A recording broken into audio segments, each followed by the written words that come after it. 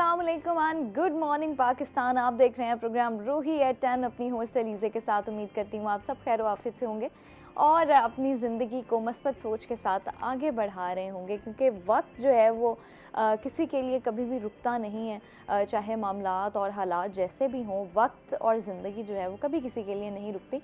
तो इसलिए ज़िंदगी में आगे बढ़ने वाले जो लोग हैं वो भी वही होते हैं जो वक्त के साथ, ज़िंदगी के साथ और मामलात के साथ आगे बढ़ते चले जाते हैं। जो रुक जाते हैं उनकी ज़िंदगी भी रुक जाती है और वो कह लें कि मेंटली और फिज़िकली दोनों तरीके से बहुत पीछे रह जाते हैं।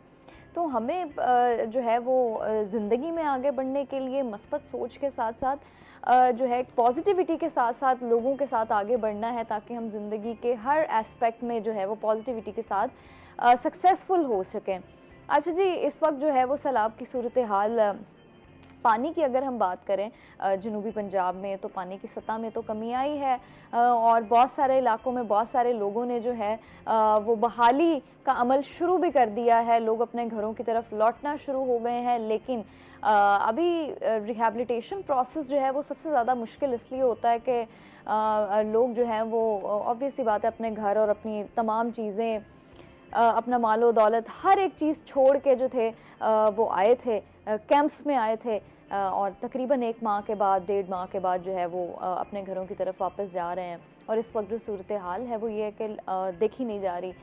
वो एक दफ़ा हमारे बड़े थे, उन्होंने बात की थी कि अभी तो जो है वो सैलाब पानी का है, लेकिन आप ये पानी ज़रा ठहरने दें, उसके बाद गुर्बत का एक सैलाब आएगा। तो वो भी नज़र भी आ रहा है जिस तरह चीज़ों की कीमतों में इजाफा होता जा रहा है और जिस तरह लोग जो हैं वो परेशान हैं, तकलीफ़ में हैं। अच्छा, यहाँ पे मैं एक बात ये भी करना चाहूँगी कि हमें जो ज़रूरत है इस वक्त वो सिर्फ ये नहीं थी कि जी जब फ्लड था, पानी था, बहुत ज़्यादा लोग कैंप्स में मकीम थे, तो आप तब सिर्फ लोग जो हैं वो हेल्प करने के लिए जा रहे थे, NGOs, वर्कर्स, बहुत सारे लोग जो थे वो तब मदद के लिए जा रहे थे। और अब देखा जाए तो बहुत सारे लोग जो हैं वो कह रहे हैं कि जी अब तो मामलात बहुत बेहतर हो गए हैं, ठीक हो गए हैं, चलें कोई बात नहीं, अब जो है वो पुरसकून तरीके से वो वापस चले गए हैं। लेकिन इस वक्त जो है वो पूरे मुल्क को, कौम को मुत्तहिद होकर तमाम लोगों की मदद करने की ज़रूरत है, क्योंकि ये वो अमल है जो सबसे ज़्यादा मुश्किल, सबसे ज़्यादा ख़तरनाक है।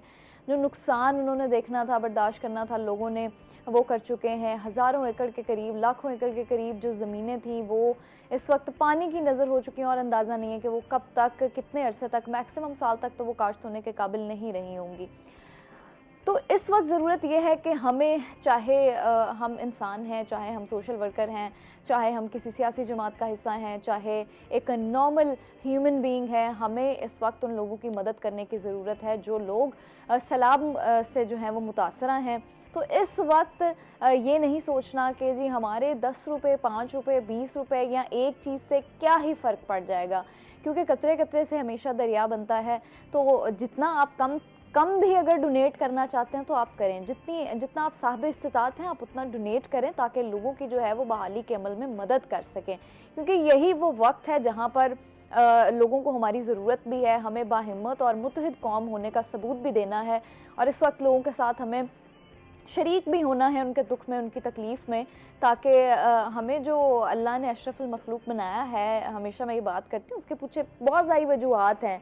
हमारे दिल के अंदर जो एक एहसास है, हमारे जो दिल के अंदर एक जज्बा है अपने मुल्क व कौम के लिए, तो ये तमाम चीज़ें उसके अंदर आती हैं। तो हमने जो है वो बाहिम्मत तरीके से लोगों का साथ देना। प्रोग्राम का आगाज़ करेंगे जी, हमारे साथ जो आज मेहमान मौजूद हैं उनसे भी इसी हवाले से हम डिस्कशन करेंगे। हमारे साथ मौजूद हैं डॉक्टर अब्दुल सबूर साहब, जो कि सोशल एक्टिविस्ट हैं, जनूबी पंजाब का जाना माना नाम है। अस्सलाम वालेकुम। वालेकुम अस्सलाम। कैसे हैं सर आप? अल्लाह का शुक्र, thank you very much for inviting me. बहुत शुक्रिया आपका, आप तशरीफ़ लाए। और जिस तरह भी सैलाब से मुतासर लोगों का मैं ज़िक्र भी कर रही थी, तो मुझे कोई फैक्ट्स एंड फिगर्स के साथ डाटा बताएं कि जनूबी पंजाब में तकरीबन कितने लोग मुतासर हुए हैं इससे, और कितने ज़िले इसकी जद में आ गए, कितनी ज़मीन इसकी जद में आ गई, एग्जैक्ट फिगर्स के साथ हमें बताइएगा। देखिए, पहली बात तो ये है कि ये बहुत ही अनप्रेसिडेंटेड हमारा डिज़ास्टर है जो इस साल का सैलाब है। ये बहुत सालों के बाद उन दरियाओं में पानी आया है जहाँ पर पहले पानी नहीं आता था। फॉर एग्ज़ाम्पल, हमारे रावी में पानी नहीं आ रहा था बहुत सालों से, 3 दिहाइयों से। सतलुज में पानी उस तरह से नहीं आ रहा था। तो इस दफ़ा वो इलाके भी मुतासर हुए हैं जहाँ पर बहुत सालों से लोग इस तरह के पैटर्न्स को भूल गए थे। आपने एग्जैक्ट फिगर्स पूछा, इस वक्त 1000 से ज़्यादा कैजुअल्टीज़ हो चुकी हैं। इस वक्त तकरीबन सिर्फ अगर जनूबी पंजाब की बात करें, जनूबी पंजाब की बात करें, इस वक्त अगर हम बात करें तो तकरीबन 4 मिलियन के लगभग लोग इससे मुतासर हुए हैं। यानी 40 लाख लोग इससे मुतासर हुए हैं। 40 लाख लोग।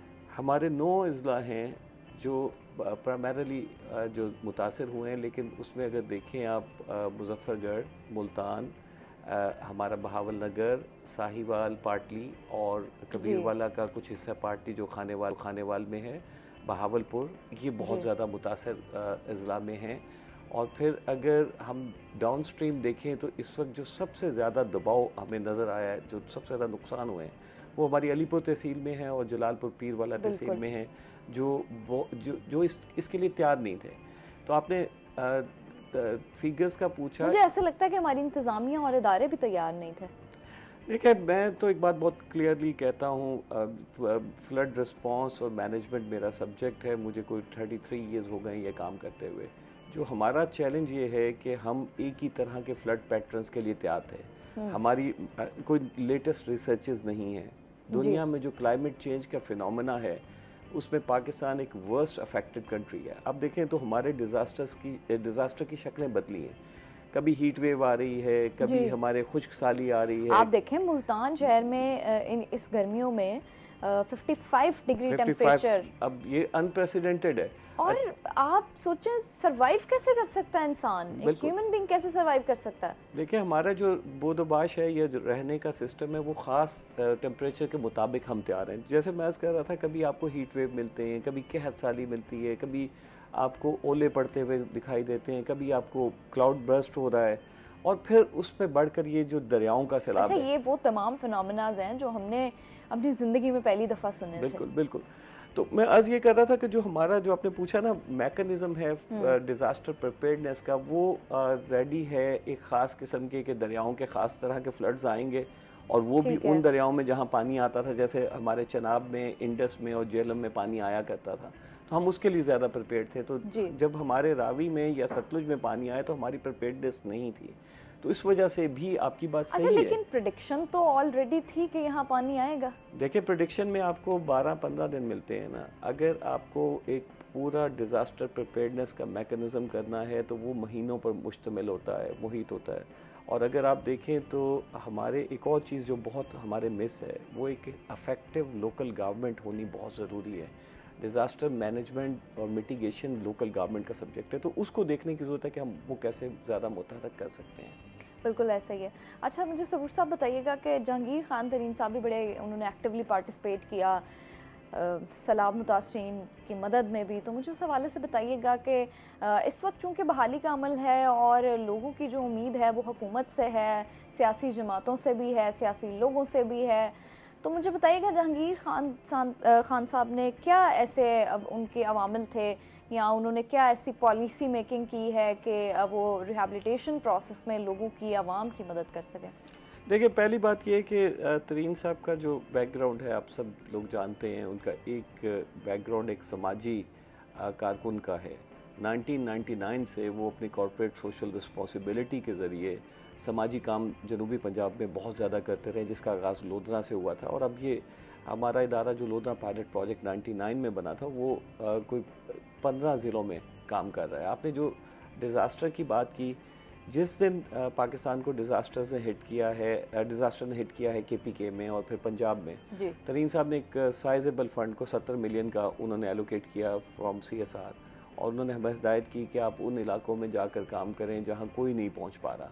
तो हमने बुनेर में काम किया, मालाकंड में काम किया, फिर हमने लोधरा, बहावल नगर, मुल्तान, मुजफ्फरगढ़ और एडजेसेंट जो सारे अजला में हम काम कर रहे थे। और देखिए, जो डिज़ास्टर रिस्पांस के मोटी अगर तकसीम करें, एक इमीडिएट रिलीफ होता है जिसमें आपको फौरी तौर पर मदद चाहिए, लोगों को वैक्यूएशन करना है। हमने वैक्यूएशन की, लोगों को मुश्किल में जो फंसे हुए थे पानी में से उनको निकाला, फिर कैंप्स को इस काबिल किया कि वो रहने के काबिल हों, ख़ास तौर पर ख़वातीन और बच्चों के लिए, जो उनकी प्राइवेसी है, जो ख़वातीन की स्पेशल नीड्स हैं, उनको हमने कैटर किया।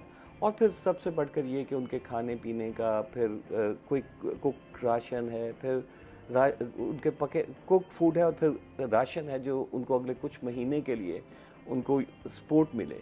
फिर हमने एक और कोशिश ये की जो अर्ली रिकवरी की फेज़ में आ जाती है कि उनके घरों की बहाली का कुछ बंदोबस्त हो, जिसमें आपको पता है जब पानी आ जाता है तो बेडिंग भी, बर्तन भी और घर का सब सामान ख़त्म हो जाता है। तो हमने बेडिंग का एक पूरा पैक बनाया, एक हमने यूटेंसिल्स का पूरा पैक बनाया जो हमने उन फैमिलीज़ को दिया।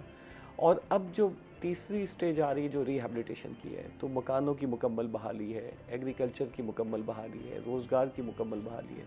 तो हम उसकी नीड असेसमेंट कर रहे हैं कि उसको हम किस तरह से मुकम्मल तौर पर बहाली में लेके जाएं। ठीक है। और कोई स्पेसिफिक या ख़ास बजट भी है जो उन्होंने एलोकेट किया है जनूबी पंजाब के लिए?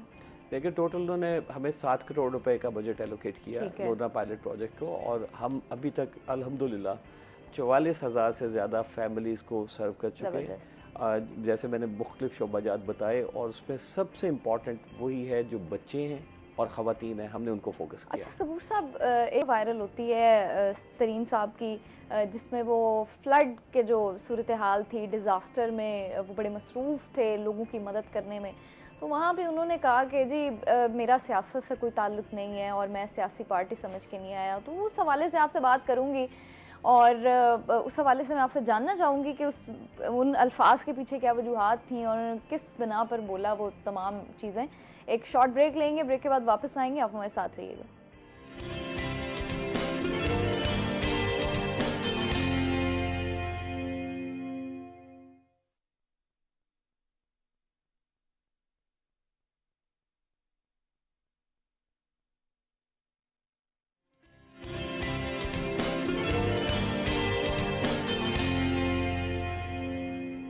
वेलकम बैक नाज़रीन, एक शॉर्ट ब्रेक के बाद हम वापस आ चुके हैं, और जी हमें ज्वाइन किया है सुहेरा तारिक, जो कि रिपोर्टर रोही टीवी हैं। अस्सलाम वालेकुम। कैसी हैं सुहेरा? मैं ठीक हूँ, आप कैसी हैं? अल्हम्दुलिल्लाह मैं भी ठीक हूँ। अच्छा, ब्रेक पर जाने से पहले बड़ा अहम सवाल हमने किया था डॉक्टर साहब से, जो कि आवाम भी जानना चाहती है, हम भी जानना चाहते हैं, तो ज़रा मुझे सवाल का जवाब दे दीजिए कि एक वीडियो वायरल होती है जहांगीर खान तरीन साहब की, जो कि वो फ्लड रिलीफ एक्टिविटीज़ में एक्टिवली पार्टिसिपेट कर रहे थे, और उस दौरान वो कहते हैं कि जी मेरा सियासी और मैं एज आप कह लें कि मैं पॉलिटिकल पर्सन नहीं आया, मेरा सियासत से कोई ताल्लुक़ नहीं। इस हवाले से मुझे बताइएगा कि क्या रीज़न थी, वजूहात क्या थी उस एक वीडियो के पीछे? देखिए तरीन साहब की जो स्टेटमेंट है वो तो बहुत बेहतर तो तरीन साहब खुद उसको एक्सप्लेन कर सकते हैं, लेकिन जो हमें समझ आती है बहुत वाज़े है। तरीन साहब के दो लाइफ के हिस्से हैं, एक सियासी उनका बैकग्राउंड है और एक समाजी। तो अभी जो उन्होंने इजहार भी किया कि मकसद तो दोनों का आवाम की खिदमत था कि आवाम को हमने सर्व करना है और कम्युनिटीज़ को सर्व करना है। तो उन्होंने कहा कि शायद सियासी सफ़र अब नहीं, लेकिन समाजी तौर पर वो अपने आवाम के साथ उसी तरह जुड़े रहेंगे और उनकी खिदमत करते रहेंगे। तो ये एक तरह से मुझे लगता है कि मैं ज़ाती तौर पर समझता हूँ कि पाकिस्तान के तरीन साहब उन चंद मुखय्यर हज़रात में से हैं जो अपनी ज़ाती जेब से अपनी कम्युनिटीज़ में अपने लोगों को सर्व करते हैं। तो ये तो उन्होंने रीआइट्रेट किया being head of the an NGO। मुझे तो ये बहुत अच्छा लगा है कि एक वो जो पिछले 25 साल से उनकी जद्दोजहद जो कर रहे हैं समाज की तब्दीली का काम, उस पर उन्होंने और भी ज़्यादा रीआइट्रेट किया कि मैं इसको मज़ीद आगे बढ़ाऊँगा। और मैं आपको ऑनेस्टली स्पीकिंग, हमें जब भी कम्युनिटी लेवल पर कोई छोटा सा भी इशू आता है, कोई सपोर्ट चाहिए होती है, हम उनके साथ रब्ता करते हैं और हमें वो हर तरह से फैसिलिटेट करते हैं, गाइड करते हैं। तो मैं तो पर्सनली समझता हूँ कि तरीन साहब का जो समाजी खिदमत का सफ़र 1999 में शुरू हुआ था, तो वो अब अपने पीक पर है।